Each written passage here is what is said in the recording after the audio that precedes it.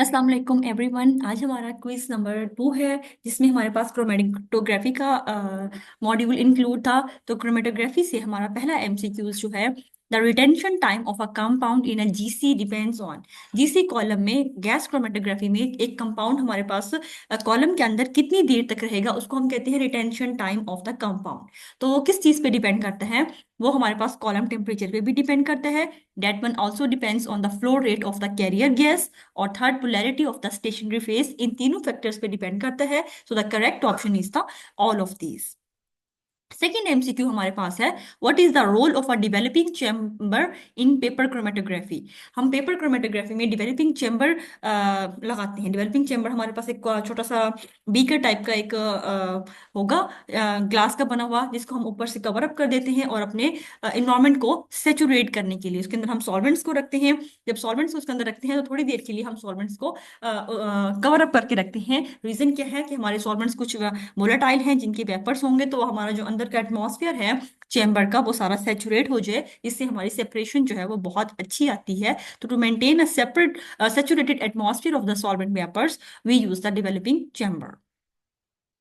The separation of columns in TLC is based on.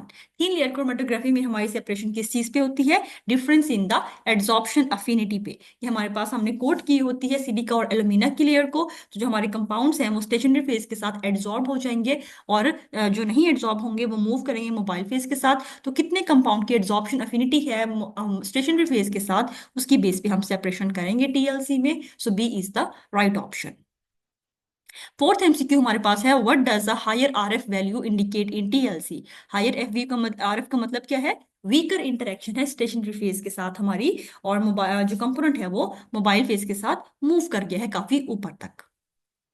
If a compound does not move from the baseline in TLC, what could be the reason? हम नीचे 2 centimetre तक या 2.5 centimetre पे base line लगाते हैं lead pencil के साथ। तो अगर कंपाउंड हम उस पर स्पॉट लगाते हैं कैपिलरी ट्यूब के साथ, तो उसका स्पॉट जो है वो हमारा वहीं का वहीं रहा है, बिल्कुल भी मूव नहीं हुआ। तो इसकी रीजन क्या है? कि वो जो कंपाउंड था उसकी एक्सट्रीमली बॉन्डिंग थी स्टेशनरी फेज के साथ, तो वो बिल्कुल भी मोबाइल फेज के साथ मूव ही नहीं किया। तो टीएलसी में हमारी स्टेशनरी फेज पोलर है। हम मोस्टली सिलिका और एल्यूमिना यूज करते हैं, तो मतलब हमारा कंपाउंड जो है वो हाईली पोलर है। स्टेशनरी फेज के साथ उसने बॉन्डिंग करके नीचे ही ठहरना पसंद किया है, मोबाइल फेज के साथ वो मूव नहीं किया। तो ए ऑप्शन जो है वो राइट वन हो जाएगा। Locating agent for phenols. Locating agent हम हमारे पास जब कंपाउंड सेपरेशन हो जाते हैं तो वो हमें विजिबल नहीं होते। तो लोकेटिंग एजेंट्स का हम स्प्रे करते हैं तो हमारे स्पॉट्स जो है वो विजिबल हो जाते हैं। तो डिफरेंट कंपोनेंट्स के लिए डिफरेंट लोकेटिंग एजेंट्स यूज होते हैं। अमाइनो एसिड्स के लिए हम नीन हाइड्रोजन का स्प्रे करते हैं, और फिनोल्स के लिए हमारे पास एक स्पेसिफिक लोकेटिंग एजेंट है जो बहुत अच्छे कलर डेवलप करवाता है फिनोल्स के। That one is ferric chloride FeCl3। What is the advantage of using TLC over column chromatography? तो कॉलम क्रोमेटोग्राफी TLC को हम प्रेफर करते हैं कॉलम क्रोमेटोग्राफी पे। तो उसकी रीजन क्या है? क्योंकि TLC फौरन से हो जाती है, कॉलम क्रोमेटोग्राफी टाइम लेती है। TLC में हमें सॉल्वेंट भी कम चाहिए, कॉलम क्रोमेटोग्राफी में हमें बहुत ज्यादा सॉल्वेंट चाहिए जो हमने बार बार रन करवाना होता है। So A option is the right one. What is the effect of increasing the column temperature in GC. GC में हम कॉलम का टेम्परेचर बढ़ाए तो क्या होता है कि कंपाउंड का जो हमने सेपरेट करना है उसका रिटेंशन टाइम कम हो जाता है। कितनी देर वो कॉलम में रहेगा उसकी वो चीज कम हो जाएगी, फौरन से वो हमारे पास इल्यूट हो जाएगा और हमें मिल जाएगा डिटेक्टर में। जीसी में हम कॉमनली डिटेक्टर कौन सा यूज करते हैं? फ्लेम आयनाइजेशन डिटेक्टर यूज करते हैं, दैट इज FID। कंपाउंड को हम आयनाइज करवाते हैं FID में, और सेपरेशन उसको डिटेक्ट करते हैं। Discovery of chromatography, sorry discoverer of chromatography. तो क्रोमेटोग्राफी की टेक्निक किसने डिस्कवर की थी? माइकल स्वेट ने की थी, और पहली बार इसने प्लांट पिगमेंट्स को सेपरेट करने के लिए की थी। इसने क्लोरोफिल जेंथोनाइड्स जितने भी हमारे पास प्लांट पिगमेंट्स है कलर्ड, उनको सेपरेट किया था with the help of the chromatography. If peak tailing occurs in GC chromatogram, what could be the possible reason? GC का जब हम ग्राफ देखते हैं तो कभी कभार एक बड़ी लंबी सी टेल दिखाई देती है हमें, उसकी रीजन क्या है? हम पुअर इंजेक्शन हम सैंपल की करें, ओवरलोडिंग कर दे सैंपल की कॉलम के, या फिर हमारी जो स्टेशनरी फेज है वो प्योर ना हो, वो कंटेमिनेट हो। तो इनमें से कोई भी रीजन है वो टेल की रीजन बन सकती है। तो डेट टेल टेल अकर हुई है, वो चीज़ अच्छी नहीं है, हमारे अंदर कोई एरर था। जब भी पीक टेलिंग जीसी में आ जाती है, पीक बहुत देर से आएगी, पहले इतनी लंबी एक टेल सी बन जाती है, देन पीक अपीयर होती है, सो हम कहते हैं telling. Which of the following solvents would likely move a polar compound faster in paper chromatography? तो ऑलवेज रिमेंबर, पोलर पोलर के साथ जाना पसंद करता है, नॉन पोलर नॉन पोलर के साथ। तो पोलर कंपाउंड्स जो हैं वो वाटर के साथ जाना पसंद करेंगे, because water is the most polar solvent used. तो हमारे पास पोलैरिटी इंडेक्स एक टेबल है, वो आपने देख लेना है। पोलैरिटी इंडेक्स में सबसे ज्यादा पोलैरिटी इंडेक्स जो है वो वाटर का पाया जाता है। उसके बाद डिफरेंट सॉल्वेंट्स को हमने अरेंज किया है पोलैरिटी की बेस पे, तो आपने एक बार देख लेना है कौन सा सॉल्वेंट में सबसे ज्यादा है, कौन का कौन से का कम है, थोड़ा बहुत आपको ट्रेंड याद हो जाएगा। In paper chromatography, what is the primary force that helps separate components? तो पेपर क्रोमेटोग्राफी में वो फोर्स जो अलग करती है कंपोनेंट्स को, that one is the capillary action. कि आप पेपर को लटका देते हो मोबाइल फेस से, जो कंपोनेंट्स हैं उसके साथ मूव करते हो, खुद ही खुद ऊपर जाते हैं, उसको हम क्या कहते हैं? Capillary action. फॉर्मूला और आरएफ वैल्यू, आरएफ के लिए हमारे पास क्या फॉर्मूला है? Distance travelled by solute divided by distance travelled by the solvent. What is the mobile phase in paper chromatography? Paper chromatography में मोबाइल फेज क्या होता है? सॉल्वेंट्स होते हैं, मिक्सचर ऑफ सॉल्वेंट बल्कि हम यूज करते हैं, ताकि हमारे जो डिफरेंट कंपोनेंट्स हैं वो डिफरेंट पोलैरिटीज के होंगे, उनकी सॉल्युबिलिटी बहुत अच्छे से हो, हमारी सेपरेशन अच्छी हो। तो हमेशा हम 2 या 3 का कॉम्बिनेशन यूज करते हैं सॉल्वेंट्स का पेपर में, बट हमारा मोबाइल फेज सॉल्वेंट है। Which of the following factors does not affect the RF value in paper chromatography? तो पेपर क्रोमेटोग्राफी में पेपर किस टाइप का यूज करें, बिल्कुल वो इफेक्ट करेगा। टेम्परेचर भी इफेक्ट करता है, डिस्टेंस तो फॉर्मूले में ही आ रहा है। Initial concentration of the solute does not effect the RF value, उसे कोई कंसर्न नहीं है आप कितनी कंसंट्रेशन ले रहे हो, हमारा स्पॉट जो है वो सेपरेट आउट हो जाएगा उसी जगह पे। In a two-dimensional paper chromatography setup, why is the paper rotated 90 degree before the second run? हम पेपर को रोटेट करते हैं ताकि हमारे जो ओवरलैपिंग स्पॉट्स हैं, वो स्पॉट्स जिनकी पोलैरिटी करीब करीब है, जो ओवरलैप हो रहे हैं, उनकी सेपरेशन जो है वो अच्छी हो जाए। Why is a reference sample often used in paper chromatography? हमेशा रेफरेंस को हम क्यों यूज करते हैं? ताकि हम कंपैरिजन कर सके हमारे अननोन सैंपल के साथ। हमारा कोई एक सैंपल है अननोन, और हमें सैंपल है नोन, तो हम उसको एज अ रेफरेंस यूज करेंगे नोन वाले को, ताकि अननोन का उसके साथ कंपैरिजन करके उसकी पोलैरिटी के बारे में हम इंफॉर्मेशन गैदर कर सकें। What is the purpose of spraying the chromatogram with nin hydrogen in amino acid analysis? तो हम स्प्रेइंग एजेंट क्यों करते हैं? वो अमाइनो एसिड जो कलरलेस होंगे, हम निन हाइड्रोजन का स्प्रे करेंगे, पर्पल कलर का बहुत अच्छे से स्पॉट्स विजिबल हो जाएंगे। Which solvent system would be most appropriate for separating non-polar compounds in TLC? तो नॉन पोलर में सबसे बेस्ट कौन सा है? हेक्सेन।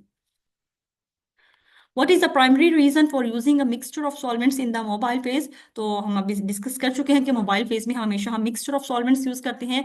हम ज्यादातर थोड़ा सा बिल्कुल पानी यूज करते हैं, एथेनॉल, मेथनॉल, एसीटोन, हेक्सेन, हमारे पास अलॉट ऑफ सॉल्वेंट्स है कॉमनली। तो हम 2 या 3 इनके डिफरेंट पोलैरिटीज के मिक्स करते हैं। इनफैक्ट कभी कभी हम हमारी सेपरेशन अच्छी ना हो रही हो तो हम सॉल्वेंट्स को भी चेंज कर सकते हैं, और सॉल्वेंट्स की रेशियो को भी सेम चेंज करते हैं कि 10 ml एथेनॉल लिया, पहले हमने 10 ml मेथनॉल लिया, 5 ml एसीटोन लिया। अगर सेपरेशन करीब करीब है तो हम नॉन पोलैरिटी को बढ़ा के उनके एमएल्स को चेंज करके अपनी सेपरेशन को अच्छा कर सकते हैं। तो chromatography is a time taking technique, Aahista Aahista आपको उसकी आपकी हैंड पे चढ़ती है और आप अच्छी सेपरेशन करने लग जाते हो। To what type of compounds are best analysed by GC? GC में हमने क्या करना है? हीट करना है कंपाउंड्स को, उनके बॉइलिंग पॉइंट की बेस पे हमने उनको वेपर्स में कन्वर्ट करना होता है। तो ऐसे कंपाउंड्स जो वोलेटाइल होंगे वो बहुत अच्छे हैं, हमें थोड़ा सा हीट करना पड़ेगा। वो compounds that are thermally stable, because हमने हीट करने हैं, वो कंपाउंड जो टेम्परेचर देने से डीकम्पोज हो जाएंगे, वो बिल्कुल भी बेस्ट नहीं है। वो तो डीकम्पोज हो गए हैं बिकॉज हमने इसमें हीट देना है। तो volatile and thermally stable compounds are best analysed by GC. Stationary phase in GC is, stationary phase हमारे पास क्या होती है? लिक्विड होती है, जो कि कोट की होती है हमने सॉलिड सपोर्ट पे। मोबाइल फेज आपको पता है कैरियर गैसेस है, इनर्ट गैसेस को हम यूज करते हैं, हीलियम, नियॉन, नाइट्रोजन, ये हमारे पास ज्यादातर गैसेस यूज होती हैं। So inert gases are the mobile phase. Which type of detector is best suited for detecting halogenated compounds in GC? अगर आपके पास हेलोजिनेटेड कंपाउंड्स हैं तो उसके लिए हम फिर इलेक्ट्रॉन कैप्चर डिटेक्टर यूज करते हैं। वैसे मोस्ट कॉमन हमारे पास जीसी में क्या कौन सा था? एफआईडी, लेकिन अगर हेलोजिनेटेड है तो हम इलेक्ट्रॉन कैप्चर की तरफ चले जाते हैं। Which of the following statement about paper chromatography is false? Stationary phase solid है। Paper chromatography is a type of liquid chromatography. Mobile phase solvents हैं जो कि लिक्विड है, और सॉलिड स्टेशनरी फेज है वो हमारा सॉलिड हो सकता है या लिक्विड। तो हमारा इसमें लिक्विड होता है। हम अक्सर कह देते हैं फिल्टर पेपर जो है वो हमारा स्टेशनरी फेज है, पेपर जो है वो सॉलिड है तो स्टेशनरी फेज सॉलिड है। It's a totally wrong concept. आपका जो स्टेशनरी फेज है वो भी लिक्विड है पेपर क्रोमेटोग्राफी में। जो आपका फिल्टर पेपर है उसमें हमारे पास क्या है? सेलुलोज। उसकी कंपोजिशन देखिए, जब आप उसका स्ट्रक्चर देखते हो तो सेलुलोज के जो फाइबर्स हैं उसके दरमियान वाटर मॉलिक्यूल इंट्रैप्ड होता है। तो जो वाटर मॉलिक्यूल इंट्रैप्ड है सेलुलोज के फाइबर्स के दौरान पेपर में, that one is actually the stationery phase in paper chromatography. तो स्टेशनरी फेज जो है वो आपका इसमें पानी है जो कि इंट्रैप हुआ हुआ है पेपर क्रोमेटोग्राफी पेपर में उसके सेलुलोज के स्ट्रक्चर के दरमियान। So it's a type of liquid liquid chromatography. Mobile phase भी लिक्विड है, स्टेशनरी फेज भी वाटर है जो कि लिक्विड है। The separation of components in GC is primarily based on the difference in, तो जीसी में हमने बॉइलिंग पॉइंट की बेस पे सेपरेशन करते हैं, उनको गैस में कन्वर्ट करेंगे और सेपरेशन करेंगे। What is the role of a guard column in GC? तो गार्ड कॉलम का जीसी में रोल क्या है? To protect the analytical column from contaminants, कि हमारा जो मेन कॉलम है उसको कंटेमिनेंट से प्रोटेक्ट कर देता है। Why's pencil used instead of ink to draw the baseline, तो हम जब भी बेस लाइन ड्रॉ करते हैं पेपर पे वो लेड पेंसिल से करते हैं, हम मार्कर पेन बॉल पेन से क्यों नहीं करते? क्योंकि लेड पेंसिल जो है वो डिजॉल्व नहीं होती सॉल्वेंट्स में, that is inert to the solvents.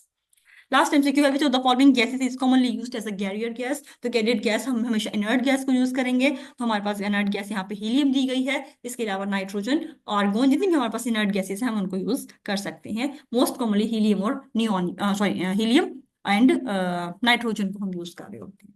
So that one is from the first quiz. Second भी आपका क्रोमेटोग्राफी के है, बट उसमें हमारे पास इसमें हमारे पास इंक्लूड थी पेपर टीएलसी जीसी। नेक्स्ट में हमारे पास different types of chromatography include है। So best of luck for the next quiz.